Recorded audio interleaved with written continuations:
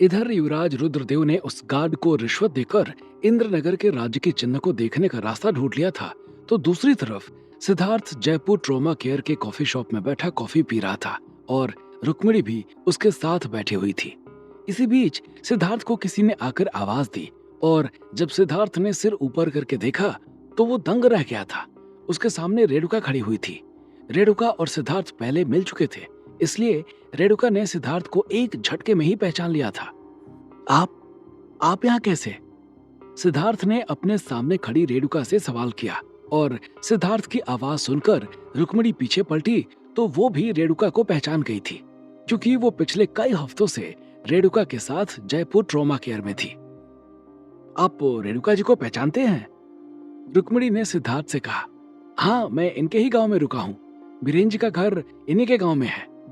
सिद्धार्थ ने रुक्मिणी को रेणुका के बारे में बताते हुए कहा। अच्छा अच्छा, रुक्मिणी ने कहा और फिर रेणुका की ओर देखते हुए बोली, आइए रेणुका जी बैठिए, आप खड़ी क्यों हैं? इतना कहकर रुक्मिणी ने वहां पर रखी हुई एक कुर्सी रेणुका की तरफ सरका दी थी। रेणुका पहले तो सकपकाई, लेकिन फिर सिद्धार्थ के भी इशारा करने पर बैठ गई थी। सिद्धार्थ और रेणुका साथ बैठे हुए थे। रेणुका ने देवयानी को बचाया था और उसको जयपुर ट्रोमा केयर में भर्ती कराया था।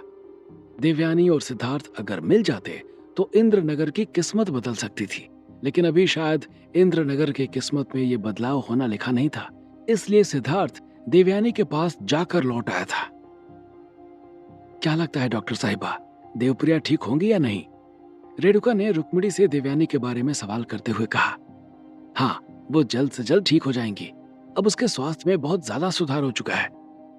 उसके हाथों और पैरों ने रिस्पॉन्स देना शुरू कर दिया है। मुझे उम्मीद है कि वो बहुत जल्द ठीक हो जाएगी, रुक्मिणी ने रेणुका को कंसोल करते हुए कहा। रेणुका ने हाँ में सिर हिलाते हुए कहा और उसके बाद सिद्धार्थ की ओर देखते हुए बोली, आपने बताया नहीं सिद्धार्थ जी कि आप यहाँ कैसे? मैं रुक्मिणी जी के घर एक पार्टी में आया था। बाकी लोग तो घर चले गए, लेकिन मैं इनके साथ यहाँ चला आया, सिद्धार्थ ने आधी अधूरी बात बताते हुए कहा। और वो कहाँ है? रेणुका ने सवाल किया। कौन? गुरबचन अंकल, सिद्धार्थ ने अचानक से कहा। सिद्धार्थ के मुंह से अचानक से गुरबचन का नाम सुनकर रेणुका झेप गई थी। उसे ऐसा लगा कि जैसे किसी ने उसके ऊपर घड़ों पानी डाल दिया हो। नहीं, मैं गुल्लू की बात कर रही हूँ, रेणुका ने सकपकाते हुए कहा और उसकी बात सुनकर अब सिद्धार्थ झेप गया था। सिद्धार्थ को बड़ी शर्मिंदगी महसूस हुई कि उसने नाहक में गुरबचन अंकल का नाम रेणुका के सामने ले लिया था। है, वो भी साथ है, बाहर गाड़ी में बैठा हुआ है, सिद्धार्थ ने जवाब दिया और फिर आगे बोला। ये देवप्रिया कौन है जिसके बारे में आप बात कर रही थी? आपकी बेटी है? सिद्धार्थ के अचानक से देवप्रिया के बारे में सवाल करने से रेणुका थोड़ा सकपका गई थी। बहू है, मेरे बेटे दानू की पत्नी है, मतलब होने वाली पत्नी है। पहले ठीक थी, फिर अचानक से न जाने क्या हो गया, बेहोश हो गई, रेणुका ने सिद्धार्थ से झूठ बोलते हुए कहा। आजकल बीमारियों का तो अता पता ही नहीं है। मेरे पिताजी एकदम ठीक ठाक थे, फिर पता नहीं कैसे वो बीमार पड़ गए, सिद्धार्थ ने अपने पिता महेश को याद करते हुए कहा। यह वही वक्त था जहां से सिद्धार्थ की जिंदगी ने अचानक से करवट बदली थी, वरना उसके पहले सब कुछ ठीक चल रहा था। अपने पिताजी के बारे में बात करने के बाद सिद्धार्थ इधर उधर की बातें करने लगा था। रेणुका को वहां देखने के बाद उसके मन में जो बेचैनी थी वो थोड़ा सा कम हो गई थी। रेणुका का साथ पाकर सिद्धार्थ को ऐसा महसूस हो रहा था जैसे उसका कोई अपना वहां पर बैठा हो। इधर सिद्धार्थ, रेणुका और रुक्मिणी आपस में बातें कर रहे थे और दूसरी तरफ युवराज रुद्रदेव इंद्रनगर के उस राजकीय चिन्ह के पास पहुंच चुके थे। युवराज रुद्रदेव ने इंद्रनगर का राजकीय चिन्ह देखा तो उनके पैरों तले जमीन खिसक गई थी। वो राजकीय चिन्ह को देखने आए तो थे, लेकिन वो नहीं चाहते थे कि उनका शक सही निकले। लेकिन जब उन्होंने उस राजकीय चिन्ह को देखा तो उनका शक यकीन में बदल गया था कि राज परिवार से संबंध रखने वाला कोई न कोई इंसान पारद के पीछे पड़ा हुआ है। उस निशान को जब युवराज रुद्रदेव ने गौर से देखा तो पाया कि ये निशान अकस्मात निकासी यानी इमरजेंसी एग्जिट का था। इसका मतलब साफ था कि हरमन सिंह को यहाँ से किडनैप करके ले जाया गया है। ये सारी बातें तो युवराज रुद्रदेव के समझ में आ चुकी थी, लेकिन एक बात और भी थी जो युवराज रुद्रदेव के दिमाग में बार बार हिट कर रही थी, और वो थी कि आखिर में हरमन सिंह को किडनैप क्यों किया गया और उन्हें बार बार काल नेमी की काली ऊर्जा का एहसास क्यों हो रहा है। इस सवाल का जवाब युवराज रुद्रदेव के पास नहीं था। इस सवाल का जवाब जानने के लिए उन्होंने फिर से उस गार्ड की ओर रुख किया। वो उससे और ज्यादा बातें करके वहां हुई घटना के बारे में विस्तार पूर्वक जानना चाहते थे। इधर युवराज रुद्रदेव उस गार्ड के पास जा रहे थे और उधर कुलगुरु विचित्रवीर अपने शिष्य के द्वारा सूचना पाने पर राज्य रक्षक के जीवन ज्योति को देखने के लिए चल पड़े थे। जब कुलगुरु विचित्रवीर राज्य रक्षक के जीवन ज्योति के पास पहुंचे तो उसकी लाल लौ देखकर उनके चेहरे पर एक प्रसन्नता फैल गई थी। उस लाल लौ को देखकर उनकी खुशी का ठिकाना नहीं था। पीठ का मांस उधड़ने के बाद उनकी पीठ में जो दर्द था वो दर्द पूरी तरह से जा रहा था। ऐसा लगा कि जैसे उन्हें दर्द था ही नहीं। युवराज परमदेव को जल्द से जल्द आश्रम में आने का आदेश दो पुत्र। युवराज रुद्रदेव ने शायद राज्य रक्षक को ढूंढ लिया है। कुलगुरु विचित्रवीर ने अपने शिष्य को आदेश देते हुए कहा।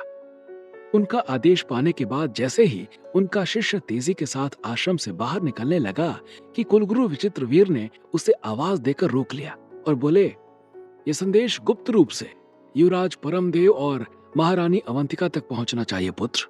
कुलगुरु विचित्रवीर ने अपने शिष्य को आदेश देते हुए कहा और उनके इतना कहने पर उनका शिष्य हाँ में सिर हिलाकर वहां से चला गया था। युवराज रुद्रदेव के निकलने से पहले उनके कक्ष के बाहर हुई एक व्यक्ति की मौत ने कुलगुरु विचित्रवीर के मन में यह शक पैदा कर दिया था कि शायद राज परिवार का कोई सदस्य द्रोह कर रहा है। इसलिए उन्होंने ये सूचना गुप्त रूप से भिजवाई थी। सिद्धार्थ, रुक्मिणी और रेणुका तीनों लोग अपनी अपनी कॉफी खत्म कर चुके थे। उसके बाद रुक्मिणी तीनों कॉफी का बिल पे करने के लिए बिल काउंटर की ओर चली गई थी। सिद्धार्थ और रेणुका आमने सामने बैठे हुए थे। सिद्धार्थ को रेणुका की तरफ एक अजीब सा खिंचाव महसूस हो रहा था। ये शायद देवयानी के रेणुका के साथ होने की वजह से था। हम इंसानों में एक खासियत होती है, अगर हम किसी काम से कहीं गए हों और हमें वहां कोई परिचित मिल जाए, फिर चाहे हमें कितनी भी जल्दी हो, हम उस परिचित का दुख दर्द जानकर ही वापस लौटते हैं। रुक्मिणी जब कॉफी का बिल पे करके वापस लौटी और सिद्धार्थ से चलने को कहा तो सिद्धार्थ उठकर वहां से चल पड़ा और रेणुका भी वहां से चली गई थी। सिद्धार्थ लगभग कार के पास पहुंच गया था और फिर अचानक से रुक्मिणी की ओर देखते हुए बोला, मैं एक बार जाकर उनकी बहू से मिला हूं, वरना उन्हें लगेगा मैं यहां तक आया और उनकी बहू को एक बार देखना भी उचित नहीं समझा। गांव का मसला है और इन्होंने मेरी मदद भी की थी। सिद्धार्थ के इतना कहने पर रुक्मिणी ने हाँ में सिर हिला दिया था। रुक्मिणी को सिद्धार्थ के वहां जाने पर कोई आपत्ति नहीं थी। सिद्धार्थ फिर से जयपुर ट्रॉमा केयर के अंदर चला गया और उसके बाद उसने रेणुका को ढूंढना शुरू कर दिया। इत्तेफाक से रेणुका वहीं पर खड़ी होकर डॉक्टर से बातें कर रही थी। सिद्धार्थ उनके पास पहुंच गया और बोला, कहाँ एडमिट है देवप्रिया? जैसे ही सिद्धार्थ ने देवप्रिया कहा कि कुलगुरु के सामने जल रहे जीवन ज्योति की रोशनी और लाल हो गई थी। अंदर आईसीयू में? क्यों? रेणुका ने सवाल किया। अरे मैं उसे एक बार देखना चाहता था, लेकिन मुझे अंदर नहीं जाने देंगे, सिद्धार्थ ने मायूस होते हुए कहा। क्यों नहीं जाने देंगे? चलो मेरे साथ, रेणुका ने सिद्धार्थ से कहा। वो मेरे जूते गंदे हैं ना, इसलिए, सिद्धार्थ ने जवाब दिया। तो जूते उतार कर चले जाओ भाई, रेणुका के बगल में खड़े डॉक्टर ने कहा और उसके बाद सिद्धार्थ रेणुका के साथ अंदर चला गया था। आईसीयू वार्ड के अंदर जाने से पहले सिद्धार्थ ने जूते उतारकर अपने पैरों को सैनिटाइज कर लिया और उसके बाद रेणुका के साथ देवयानी के बेड की ओर चला गया था। जैसे जैसे सिद्धार्थ एक एक कदम देवयानी की तरफ बढ़ा रहा था, वैसे वैसे देवयानी के मुरझाए हुए चेहरे पर एक लालिमा बिखरती हुई जा रही थी। ये लालिमा न सिर्फ देवयानी के चेहरे पर बिखर रही थी, बल्कि उसके साथ साथ कुलगुरु विचित्रवीर के आश्रम में जल रहे जीवन ज्योति की लौ में भी ये लालिमा बिखरती हुई जा रही थी। सिद्धार्थ जब देवयानी की तरफ बढ़ रहा था, ठीक उसी वक्त उसके दाहिने बांह पर कंधे के साइड में एक त्रिभुज बन रहा था जो किसी आग के जैसा चल रहा था, लेकिन वो सिद्धार्थ की शर्ट के अंदर होने की वजह से किसी को दिखाई नहीं पड़ रहा था। जैसा त्रिभुज सिद्धार्थ की बांह पर बन रहा था, ठीक वैसा ही त्रिभुज देवयानी की बांह पर भी बन रहा था, लेकिन वो भी किसी को नहीं दिखाई पड़ रहा था क्योंकि देवयानी की बांह नीचे थी अगर उन दोनों त्रिभुजों को आपस में मिला दिया जाता तो वहां पर एक ऐसा निशान बन रहा था जैसा निशान अधूता के गायब होने के बाद आनंद विहार सोसाइटी के बाहर था, जैसा निशान सिद्धार्थ की अंगूठी पर था, जैसा निशान रुक्मिणी को अपने भाई अनिकेत के सीने पर मिला था। वो दोनों त्रिभुज इंद्रनगर का राजकीय चिन्ह बना रहे थे। इंद्रनगर की किस्मत अब बस चंद कदमों की दूरी पर थी। सिद्धार्थ बस एक बार जाकर देवयानी के शरीर को टच कर लेता, उसके बाद देवयानी होश में आ जाने वाली थी और उसके होश में आते ही उसकी बाह पर बन रहा त्रिभुज उसके शरीर से निकलकर सिद्धार्थ के शरीर में समा जाता और फिर सिद्धार्थ के शरीर पर इंद्रनगर का राज चिन्ह बन जाता और उसके साथ साथ उसकी सारी शक्तियां एक साथ एक्टिवेट हो जाने वाली थी। कुलगुरु विचित्रवीर के बुलावे पर युवराज परमदेव और महारानी अवंतिका दोनों उनके आश्रम में पहुंच चुके थे। उनके साथ किसी भी प्रकार का कोई तामझाम नहीं था। वो दोनों अकेले ही भेष बदल कर आए थे। जब कुलगुरु विचित्रवीर ने युवराज परमदेव को राज्य रक्षक की जीवन ज्योति दिखाई तो उनके चेहरे पर भी खुशी फैल गई थी। उन्हें भी अब इंद्रनगर राज्य का भविष्य खतरे से बाहर नजर आने लगा था। सिद्धार्थ देवयानी के पास पहुंच चुका था और उसके बेड के पास खड़ा हुआ था। सिद्धार्थ को देवयानी के प्रति एक अजीब सा खिंचाव महसूस हो रहा था। उसका दिल उसे बार बार इंडिकेट कर रहा था कि तुम्हारा इसके साथ बहुत घनिष्ठ संबंध है, और वो सिद्धार्थ को इशारा करे भी तो क्यों न करे। आखिरकार वो दोनों इंद्रनगर राज्य को बचाने वाले दो पिलर जो थे। सिद्धार्थ देवयानी को एकटक देखे जा रहा था कि तभी देवयानी का हाथ अपने आप बेड से सरक कर नीचे चला गया था। बेहोश पड़ी देवयानी ने ये जानबूझकर किया था ताकि सिद्धार्थ उसके हाथों को टच करे और उसके बाद वो पूरी तरह से अपने होश में आ जाए। देवयानी का हाथ नीचे जाता देखकर सिद्धार्थ उसका हाथ ठीक करने के लिए जैसे ही आगे बढ़ा कि पीछे से उसे रुक्मिणी की घबराई हुई आवाज सुनाई पड़ी। सिद्धार्थ, डैड का फोन आया है, जल्दी चलो, बहुत बड़ी मुसीबत आ गई है। रुक्मिणी के इतना कहने पर सिद्धार्थ का देवयानी के पास पहुंच चुका हाथ एकदम से रुक गया था। सिद्धार्थ का हाथ रुका देखकर देवयानी अपना हाथ उठाने की कोशिश कर रही थी, लेकिन उसके हाथों में इतनी जान नहीं थी कि वो सिद्धार्थ को टच कर सके। अचानक से रुक्मिणी की आवाज सुनकर सिद्धार्थ तेजी से मुड़ा और उसका पैर वहीं रखी एक टेबल से टकरा गया था।